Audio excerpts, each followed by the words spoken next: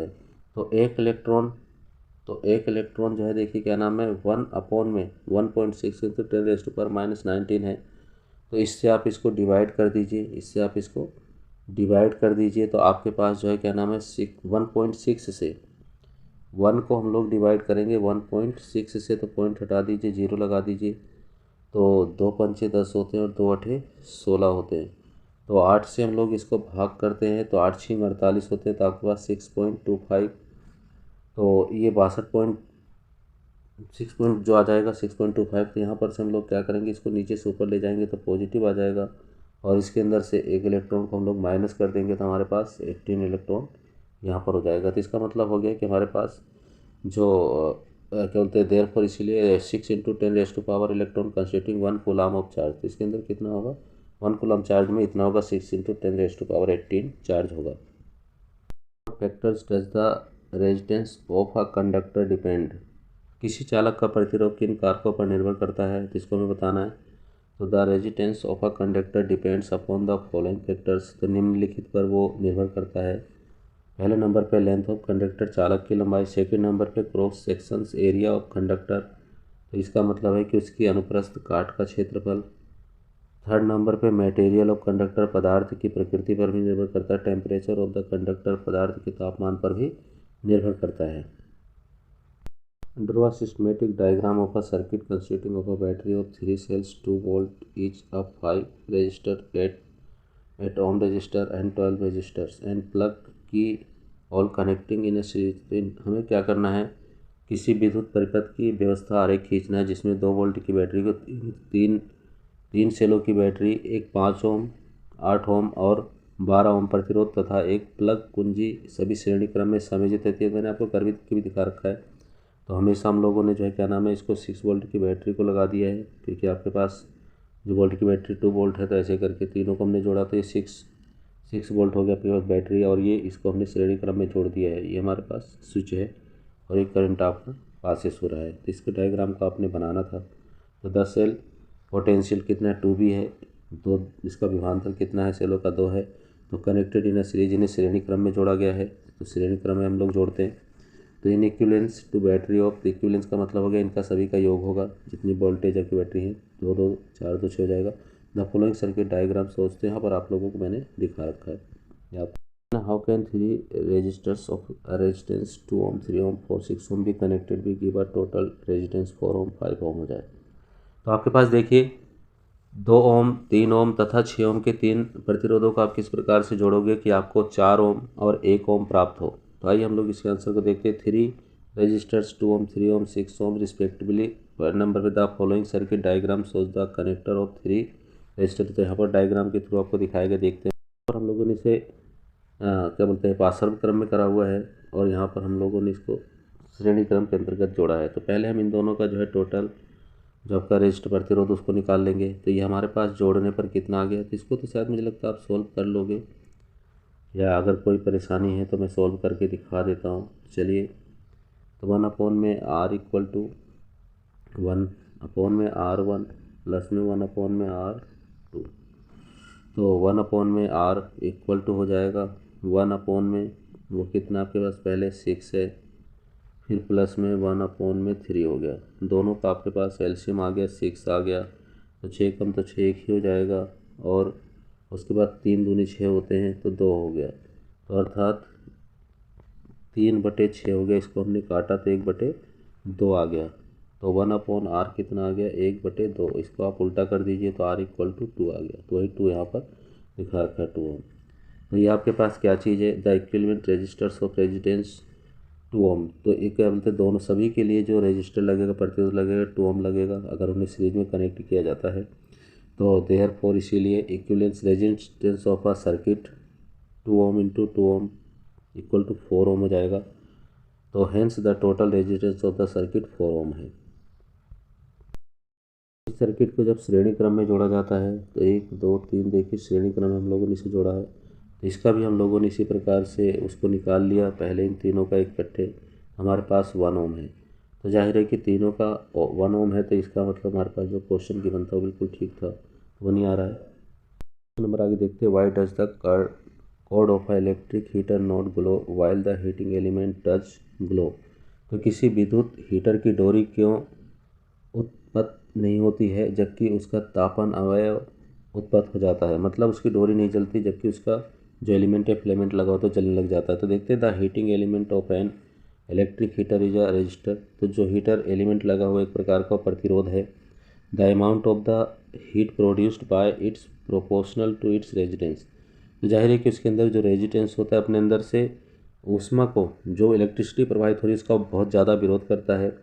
तो the resistance of the electric element of electric heater is very high, बहुत ज़्यादा high होता है लेवल उसका।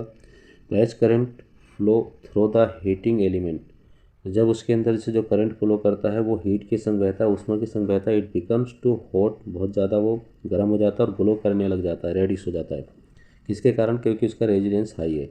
On the other hand the resistance of a cord is low, जो आपकी रस्सी लगी होती है, डोरी लगी होती है, तार लगा होता है, वो बहुत कम होता है उसका रेजिस्टेंस, तो आसानी से विद्युत धारा को प्रभावित होने तो it does not becomes red when current flow through it. जब उसके अंदर आसानी से प्रभावित होता है उसका रेजिस्टेंस कम होता है, तो इस वजह से जो है क्या नाम है आपके पास वो ग्लो करने लग जाता है और ग्लो नहीं करता है। Compute the heat generated while transferring 90,000 coulomb of charges in 1 hour through a potential difference of 50। तो आपको ज्ञात करना है 1 घंटे में 50 ओम विभवांतर से 96,000 कूलाम आवेश को स्थानांतरित करने में उत्पन्न ऊष्मा परिकलित कीजिए। तो देखिए यहाँ पर हमारे पास क्वेश्चन आ रहा है, द अमाउंट ऑफ हीट, इसका आंसर है produce is given the Joule's law of, तो जूल्स के लॉ के according H equal to V I T होता है। तो यहाँ पर वी 50 है और टाइम आपके पास 1 आवर है जिसको हम सेकेंड में कन्वर्ट कर लेंगे, 3600 हो गया।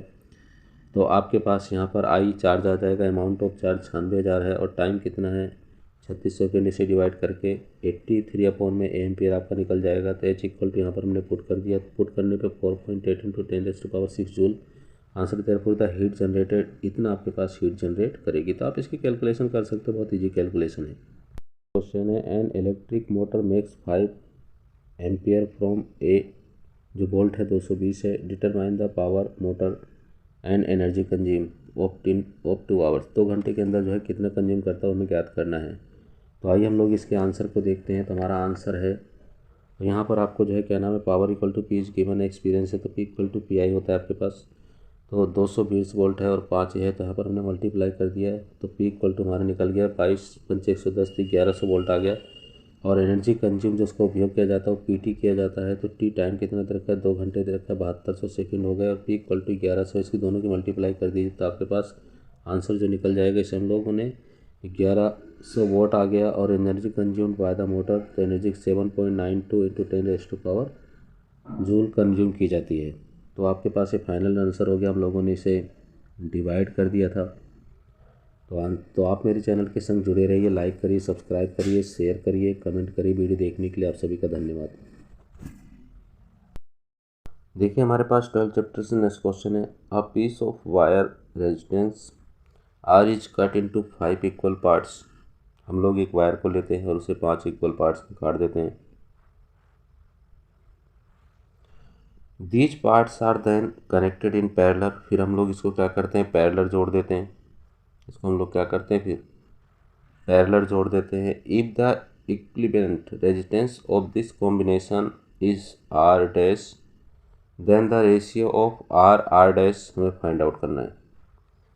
तो हमारे पास ये ऑप्शन टाइप में क्वेश्चन है, प्रतिरोध आर के किसी तार के टुकड़े को 5 बराबर भागों में काटा जाता है। इन टुकड़ों को फिर पार्श्व क्रम में संयोजित कर देते हैं। यदि संयोजन का तुल्य प्रतिरोध आर डैश है तो आर बाय आर डैश का अनुपात का मान ज्ञात कीजिए। तो आइए इस क्वेश्चन का हम लोग सॉल्यूशन देखते हैं। ये आपकी बुक से ही क्वेश्चन है, तो चलिए देखते हैं answer. Resistance of pieces of wire is proportional to its length. तो जाहिर है कि हम लोग जानते हैं कि जो आपके पास प्रतिरोध होंगे वो इसकी लेंथ के डायरेक्टली प्रोपोर्शनल होंगे, अर्थात समानुपाती होंगे। A piece of wire has resistance R. जाहिर है कि जो पीस ऑफ वायर हैं उसको हमने आर माना है। The wire is cut into 5 equal parts, तो उसे 5 भागों में हम लोगों ने बांटा हुआ है। तो वो हमारे पास क्या होगा, आर बाय, तो हमने मान लिया the resistance of each part R by 5 है। All the 5 parts are connected in parallel, तो उसको हम लोगों ने पैरेलल एडजस्टमेंट किया है। हेंस इसीलिए equivalent resistance R dash is given as, तो यहाँ पर हम लोग इसे निकाल लेंगे 1/r डैश, तो 5/r हम सब कुछ को ऐड कर लेंगे, तो ये हो गया आपके पास 25/r। क्रॉस मल्टीप्लाई कर देंगे तो r/r1 इक्वल टू आपके पास कितना आ गया, 25 आ गया। तो there the ratio of r/r dash is 25। तो जाहिर है कि यहाँ पर आपका आंसर बहुत ईजिली निकल गया है, और ये भी काफ़ी अच्छा क्वेश्चन है। ये भी आपका कई बार CBSE बोर्ड में पूछा गया है, तो आप लोग इस क्वेश्चन को भी बहुत अच्छे तरीके से कर लीजिए, और क्योंकि आपके MCQ बेस्ड भी क्वेश्चन पूछे जाएंगे, तो आप इन्हें करिए। जैसे ही मैं अभी मेरे को 13 और 15 चैप्टर इस बार के सिलेबस में करवाना है, उसको करवाने के बाद मैं आपको MCQ क्वेश्चंस प्रत्येक चैप्टर से करवाऊंगा, और इसी CBSE बोर्ड के बेस्ड पर जो बेस्ट क्वेश्चन है उसी से मैं स्वयं अपना एक क्वेश्चन पेपर तैयार करूंगा, 1 या 2, उसे मैं आप लोगों को पूरा का पूरा क्वेश्चन पेपर को यहाँ पर करवाऊंगा। हमारा नेक्स्ट क्वेश्चन है, अच्छा क्वेश्चन है। Which of the following terms does not represent electrical power in circuit. निम्नलिखित में से कौन सा पद विद्युत परिपथ में विद्युत शक्ति को निरूपित नहीं करता है। तो ये भी ऑप्शन का क्वेश्चन है, आइए इसका आंसर देखते हैं। देखिए, हम लोगों ने माना electrical power is given by the expression, तो यहाँ पर जो इलेक्ट्रिकल पावर है उसको जो हम लोग परिभाषित करते हैं P = VI से, हमारा फॉर्मूला है। According to Ohm's law V = IR second हमारा हो गया है। ओम्स लॉ कहता है V = IR होता है, वेयर जहाँ V पोटेंशियल डिफरेंस है, विभवांतर है, ये करंट है, विद्युत है, ये रेजिस्टेंस प्रतिरोध है, P = VI है। From equation first it can be written, तो यदि हम लोग इक्वेशन फर्स्ट के अंदर इसको लिखते हैं तो देखिए हमारे पास I = देखिए हम लोग यहाँ पर भरते V की जगह पर IR को भर देते हैं। ये V जो है V है, यहाँ पर V की जगह पर हम लोग क्या करते हैं, IR को रिप्लेस कर देते हैं, इस जगह पर हमने कर दिया रिप्लेस। तो IR हो गया, तो हमारे पास नया फॉर्मूला बना P = I²R। From equation second समीकरण 2 से इट कैन बी रिटर्न, तो इसको हम लोग क्या लिख सकते हैं, I = VR। तो इस जगह पर फिर से हम इसको वैल्यू को भर सकते हैं, तो P = V² हो जाएगा। P = VI है, P = I²R है, P = V² है। Power P can not be expressed as IR², तो इसका ऑप्शन ये वाला होगा कि इसे IR² की फॉर्म में लिख सकते हैं, बाकी इन तीनों फॉर्म में हम इसे लिख सकते हैं। Electric bulb is rated 220 volt and 100 volt when it is operated on 110 volt, the power consumed will be। तो जाहिर है कि आपके पास किसी विद्युत बल्ब का अनुमानतांक 220 वोल्ट 100 वोल्ट है। जब इसे 110 वोल्ट पर प्रचालित करते हैं तब इसके द्वारा उपयुक्त शक्ति कितनी होगी। तो ये भी आपका ऑप्शन MCQ टाइप की क्वेश्चन है, तो आइए इसके भी आंसर को हम लोग देखते हैं।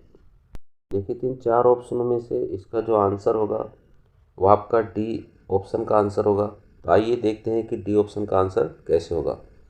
तो energy consumed by an appliances is given by the expression, तो जाहिर है कि जितनी भी ऊर्जा का उपभोग उपकरणों द्वारा किया जाता है तो P equal to V I equal to V square upon में आर होता है।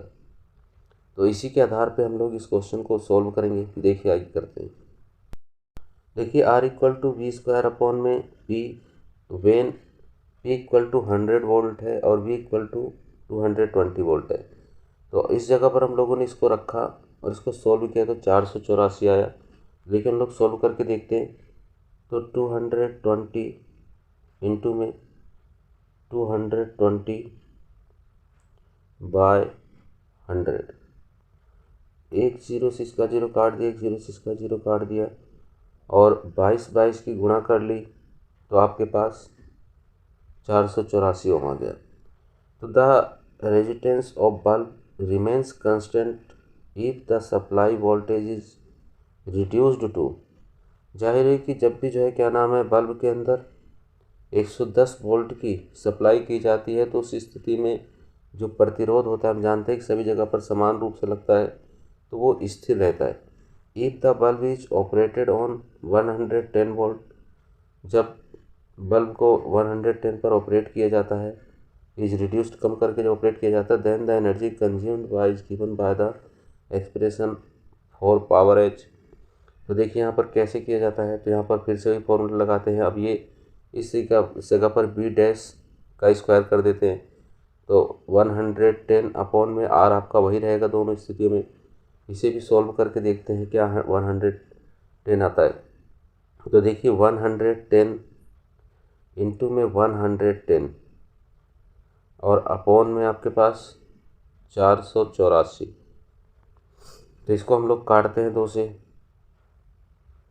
तो दो से काटा तो हम लोगों ने 2 दूनी 4, 2 चौक 8 और उसके बाद इसको हम लोगों ने काटा तो 55 आ गया। फिर हम लोगों ने इसे काटा तो ये 120 हो गया और इसको हम लोगों ने काटा तो फिर से 55 हो गया। तो 120 को हम लोगों ने काटा तो आपके पास हो गया। चलिए मैं आगे और काट के आपको दिखा देता हूँ। 55 55 120 है।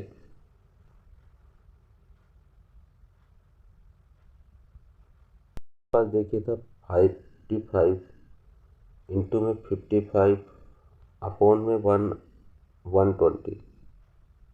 इसको हम लोग अगैन 5 से काटते हैं क्योंकि यहाँ पर 0 है, 5 है तो 5 से कट जाएगा। तो 5 दूनी 10 और 5 चौक 20। अब इसे हमने काटा तो ये 11 आ गया और 4 2 6 होते हैं, 5 5 10 होते हैं। तो ये तो आपका भी चेक करते हैं।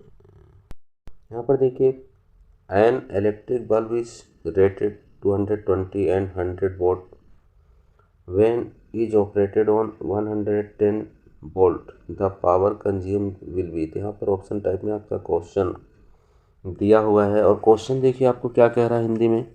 किसी विद्युत बल्ब का अनुमंतांक 220 वोल्ट 100 वोल्ट, जब इसे 110 वोल्ट पर परिचालित करते हैं तब इसके द्वारा उपभुक्त शक्ति कितनी होगी। तो देखिए इसका जो आंसर है वो आपके पास हम लोग निकालते हैं। तो energy consumed by an appliances is given by the expression. तो यहाँ पर दिया हुआ है हमारे पास एक फॉर्मूला है, P इक्वल टू वी आई होता है और P इक्वल टू फिर वी स्क्वायर अपॉन आर होता है। ये यहाँ पर भी मैंने बताया है और का आपको चैप्टर में भी बताया है और चैप्टर को मैंने अपने हिसाब से बहुत ही ज़्यादा बेहतरीन तरीके से समझाया है। ये आप अगर एक बार देखेंगे तो आपको आसानी से समझ में आ जाएगा और आप बहुत अच्छे नंबरों से पास हो सकते हैं। तो देखिए इस क्वेश्चन के आंसर को हम लोग करते हैं। देखिए तो हम अपने फॉर्मूले में इसे पुट करते हैं। तो पहली बार में देखिए पावर रेटिंग क्या थी हमारे पास, क्या दिखा रहा था हमारे पास, अनुक्रमांक क्या था। यहाँ पर P इक्वल टू 100 था और वोल्टेज आपके पास 220 थी। तो इसको हम लोगों ने सॉल्व किया। तो सॉल्व करके देखते हम लोग तो 220 है, इसको 2 बार गुणा करनी है क्योंकि वहाँ पर 2 लगा हुआ है, स्क्वायर लगा हुआ है। और इसको जो है 100 से हम लोग करते हैं तो एक 100 से एक 100 कट गया, 100 से 100 22 की गुणा कर लीजिए तो आपके पास 484 आ गया। तो ये आपका प्रतिरोध है आर है, ये हमेशा हम लोग जानते हैं कि पूरी वायर में बिल्कुल सेम रहेगा। तो आगे में भी हम लोग देख लेते हैं, the resistance of the bulb remain constant. तो जाहिर है कि आपके पास जो प्रतिरोध होगा वो समान होगा, कांस्टेंट होगा। If the supply voltage is reduced to, जब चाहे वोल्टेज की इसको बढ़ा दिया जाए घटा दिया जाए वो समान रहेगा। तो जब आपके पास इसको कम कर दिया गया, 110 कर दिया गया वोल्ट को, तो यहाँ पर देखिए, if the bulb is operated on 110, तब बल्ब को 110 वोल्ट पर ऑपरेट किया जा रहा है, चलाया जा रहा है, then the energy consumed by it is given by the expression for power. तो इसको हम लोग इसकी पावर को बता सकते हैं। तो P इक्वल टू, जैसे वहाँ पर V स्क्वायर था, यहाँ पर V डैश हमने मान लिया वोल्टेज सप्लाई को, V स्क्वायर अपॉन में R हो गया। इसको हम लोग सॉल्व कर लेते हैं, हमारा आंसर 25 आ गया। आइए देखते कैसे आया 25। हम लोगों ने 110 इंटू 110 बाय 484, इसको हम लोग काटते हैं, 2 से हमने काटा तो 2 दूनी 4, 2 चौक 8, 2 दूनी 4, 2 चौक 8, और उसके बाद 2 दूनी 4, 242। ऐसे हमने काटा तो 22 पंचे 110 होते 22। ऐसे फिर हमने इसको काटा तो 2 एकम 2, 2 दूनी 4 और 2 एकम 2, ये भी 22 पंचे 10 हो गया। 11 11 121 होते हैं, तो 11 बार में कट गया, और 11 पचे 55 होते हैं। फिर 11 बार में कट गया तो 5 आया। तो 5 इंटू 5 कितने होते हैं, 5 इंटू 5 कितने होते हैं, 25। तो 25 जो आपका ऑप्शन डी है वही करेक्ट होगा। तो इतनी बिजली, इतने वोट बिजली इसके द्वारा यूज़ की जाएगी। आइए MCQ बेस्ड क्वेश्चन नंबर 4 को भी देखते हैं। ये भी काफ़ी अच्छा क्वेश्चन मुझे लग रहा है। Two conducting wires of the same material and equal length and equal diameter are first connected in series. पहले यहाँ पर जो है, चलिए पहले इंग्लिश में देख लेते फिर। Then parallel is circuit across the same potential difference, the ratio heat produced in series and parallel combination would be. तो यहाँ पर आपके पास दो चालक तार जिनके पदार्थ लंबाई तथा व्यास समान है, किसी विद्युत परिपथ में पहले श्रेणी क्रम में और फिर पार्श्व क्रम में संयोजित किए जाते हैं। श्रेणी क्रम तथा पार्श्व क्रम संयोजन में उत्पन्न ऊष्माओं का अनुपात क्या होगा। ये भी ऑप्शन MCQ है, तो जाहिर है इसके भी आंसर को हम लोग देखते हैं। तो यहाँ पर देखिए हमारा आंसर क्या है, तो आंसर है ऑप्शन सी करेक्ट है। इसे हम लोग न्यूमेरिकल टाइप क्वेश्चन इसे सोल्व करके देखेंगे। तो heat produced in the circuit is inversely proportional to the resistance. तो ये मैंने आपको चैप्टर में पढ़ाया है कि जैसे मान लीजिए आपके पास रेजिस्टेंस ज़्यादा है, तो आपके पास आर ज़्यादा है, तो आपके पास जो हीट होगी वो हीट जो है क्या नाम है आपके पास ज़्यादा प्रोड्यूस होगी। अगर रेजिस्टेंस हाइयर है तो ये भी आपके पास। तो आइए हम लोग इस क्वेश्चन को देखते हैं, क्वेश्चन नंबर 4 को। Two conducting wires of a same material and equal length and equal distance as are first connected in series parallel in circuit across the same potential difference, the ratio of heat produced in series and parallel combination would be. तो जाहिर है कि हमारे पास ये question का देखते हैं हम लोग हिंदी में।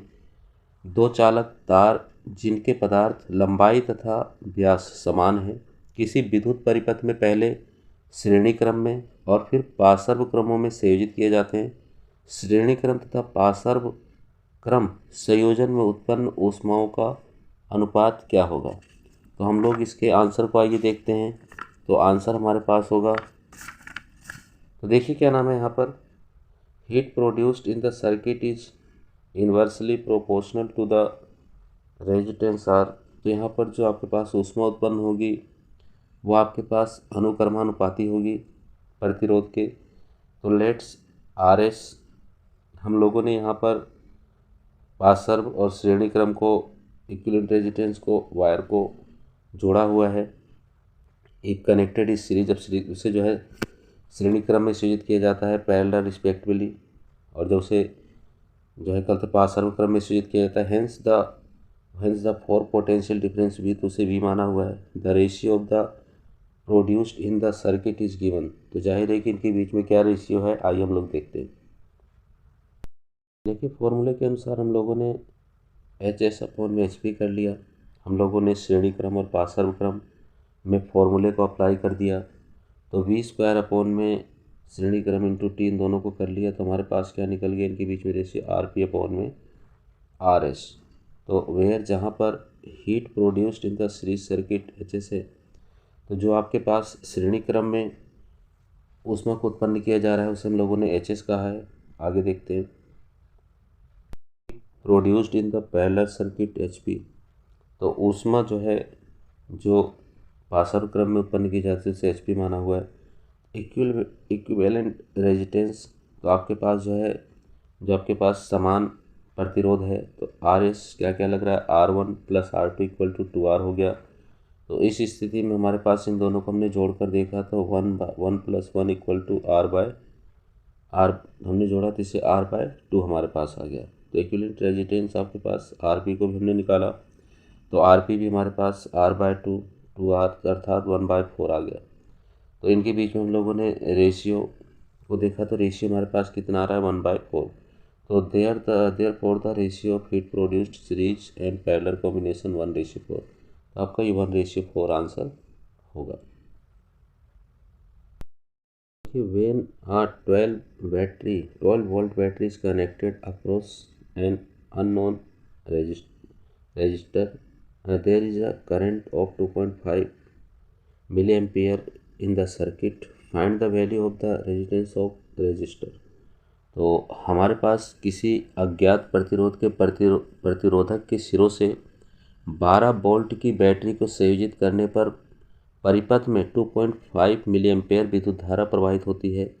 प्रतिरोधक का प्रतिरोध परिकलित कीजिए। तो देखिए यहाँ पर हमारे पास जो रेजिस्टेंस है उसे आर, प्रतिरोध को आर से, of R resistor is given by Ohm's law H. तो ओम्स लॉ के अनुसार हम लोग इसे देखते हैं तो V equal to I R होता है तो R equal to V upon में आई हो गया। वेयर जहाँ पोटेंशियल डिफरेंस आपके पास 12 वोल्ट है, करंट आपके पास आएगा 2.5 इंटू 10⁻³ एम्पियर है। तो आर इक्वल टू हमारे पास क्या हो गया, इसको हमने फॉर्मूले को नीचे रख दिया और इसे देखिए सॉल्व कर लिया, हमारा आंसर आ जाएगा। तो देखिए इसको सॉल्व करने के तरीकों को देख लेते एक बार। तो 12/2.5 इंटू में 10⁻³ तो देखिए इसका पॉइंट हमने हटा दिया, इसकी पॉइंट को हमने यहाँ पे लिख दिया। तो इसे हम लोगों ने करा तो 5 पंचे 25 होते हैं और 5 दूनी 10 और 5 चौक 20। 5 से हम लोगों ने इसको भाग करा तो 5 चौक 20 होते हैं, डेसिमल लगा दिया, 5 अठे फिर 40 हो जाते हैं। तो आपके पास किलो ओम आपके पास इसका आंसर आ गया। Hence the resistance of register is 4.8। So that how would connect 3 resistor, each of resistor 6 ohm, so that the combination has a resistor 9 ohm and 4 ohm। तो आप जो है देखिए क्या नाम है, यह दर्शाइए कि 6 ओम प्रतिरोध के 3 प्रतिरोधकों को किस प्रकार संयोजित करेंगे कि प्राप्त संयोजन का प्रतिरोध पहले नंबर पर 9 ओम हो, सेकंड नंबर पर 4 ओम हो। तो आइए इसके आंसर को हम लोग देखते हैं। तो if we connected series resistor in series, तो जाहिर है कि हम लोग जो है श्रेणी क्रम में प्रतिरोधकों को जोड़ते हैं। Then the equivalent resistor will be then the sum of 3 resistor. तो जाहिर है कि 3 रजिस्टर, एक रजिस्टर 6 ओम का है, दूसरा भी 6 का है, तीसरा भी 1, 2 और 3 तीनों 6 प्रतिरोध है तीनों का। तो टोटल कितना हो गया आपके पास प्रतिरोध, तो 18 ओम हो गया। Which is not desired if we connected the, इतने की आवश्यकता नहीं है। आगे देखते हैं, resistors in parallel then the equivalent resistance will be. तो जाहिर है कि जब इनको पैरेलल जोड़ा जाएगा तो इनका रजिस्टर देखिए क्या होगा, तो 6/2 इक्वल टू 3 ओम। तो which is also not desired, इसकी आवश्यकता नहीं है। तो hence we should either connected the 2 resistors in series and parallel. तो अन्य तरीक़ों से हम लोग इसको एडजस्टमेंट करके देखते हैं। तो देखिए यहाँ पर 2 रजिस्टर्स इन पैरेलल, पहले हम लोग क्या करेंगे, 6 ओम 6 2 को हम लोग पैरेलल अर्थात पार्श्व क्रम में जोड़ेंगे। तो पहले इन दोनों का हम लोग जो है क्या नाम इसको फाइंड आउट कर लेंगे, फिर उसके बाद 6 को जोड़कर देखते। देखिए कि जब टू रजिस्टर्स को हम लोग पैरेलल जोड़ते हैं तो देखिए हमारे पास क्या आएगा 6 ओम 6 ओम। तो two resistors are connected in parallel, जिन्हें पासर क्रम में जोड़ा गया, their equivalent resistance will be. तो इसका हम लोगों ने इक्विवेलेंट रेजिस्टेंस को निकाल लिया। तो 1 में हम लोग जानते हैं 1 में R1 प्लस में 1 में R2, ऐसे करके हम लोग जोड़ते हैं ना इसको, 1/R हम लोग निकालते हैं। तो उसी प्रकार से हमने यहाँ पे निकाल लिया। तो 1 में R है तो यहाँ पर 1 हो गया आपके पास, 1 में 6 हो गया और प्लस में फिर से 1 में 6 हो गया। तो आप इन दोनों का पहले जो है क्या बोलते हैं एलसीएम ले लीजिए। तो एलसीएम कितना आया 6 आया, और आप इसे करोगे तो क्या आएगा, तो 1 1 + 2 आ जाएगा और ऊपर 1 है तो ऊपर भी नीचे इसके 1 मान लीजिए। तो 1 2 3 4, 1 2 3 4। तो पहले और चौथे की, दूसरे और तीसरे की मल्टीप्लाई करिए तो हमारे पास देखिए कितना प्राप्त होगा। तो हमारे पास 6/2 होगा, अर्थात 3 आ जाएगा। कितना आएगा आर, कितना आ जाएगा 6/2 = 3। यहाँ पर आर कितना निकल रहा है 3 ओम निकल रहा है। और आगे हमारे पास 6 है तो 6 और 3 कितने हो जाते हैं, द थर्ड रजिस्टर 6 रजिस्टर। तो जाहिर है कि इसमें 3 आप ऐड कर दीजिए तो कितना हो गया 9 ओम। तो पहला हमारा आंसर निकल गया। आइए सेकेंड आंसर को देखते हैं। देखिए जब रजिस्टर्स को हम लोगों ने जो है क्या नाम है श्रेणी क्रम में जोड़ा, सीरीज में जोड़ा, तो इस प्रकार से हम लोगों ने इसको एडजस्टमेंट किया है। तो आइए यहाँ पर इसका हम लोग इक्विवेलेंट रेजिस्टेंस निकालते हैं। तो यहाँ पर 6 + 6 = 12 ओम हो जाएगा। तो आइए इसको कर देखते हैं। देखिए the third 6 ohm resistor in the parallel with 12 ohm. तो उसके संग जो है क्या नाम है 6 ओम का जो रजिस्टर है 12 के संग वो समांतर है। तो हेंस समांतर का मतलब पासर है, इक्विवेलेंट रेजिस्टेंस विल बी। इसका इक्विवेलेंट रेजिस्टेंस हम लोग निकालते जैसे भी मैंने सोल्व किया था, आप वैसे एलसीएम लेकर इसे सोल्व कर लीजिए, आपका 4 ओम आ जाएगा। तो therefore the total resistance is 4 ओम। तो आपका इस प्रकार से टोटल जो रेजिस्टेंस होगा वो 4 ओम हो जाएगा।